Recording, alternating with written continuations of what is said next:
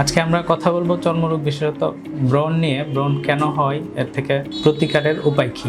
আসলে ব্রণটা এক ধরনের ব্যাকটেরিয়াল ইনফেকশনের কারণে হয়ে থাকে। এর সাথে আমাদের লাইফস্টাইলের অনেকগুলো কারণ জড়িত।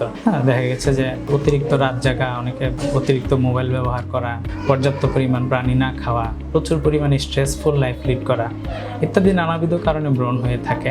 ব্রণ প্রতিকারের একমাত্র উপায় হচ্ছে লাইফস্টাইল মডিফিকেশন করা, পর্যাপ্ত পরিমাণ ঘুমানো, স্ট্রেস রিলিভ করা, প্রচুর পরিমাণে পানি পান করা, শাকসবজি সবুজ ফলমূল খাওয়া।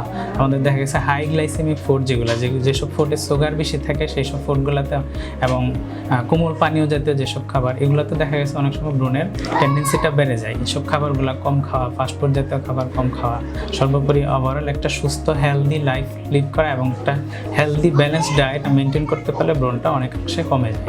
এরপরেও যদি না হয় তাহলে সঠিক জায়গা থেকে সঠিক চিকিৎসা নিলে ব্রণ থেকে অনেকাংশে ভালো থাকা যায়।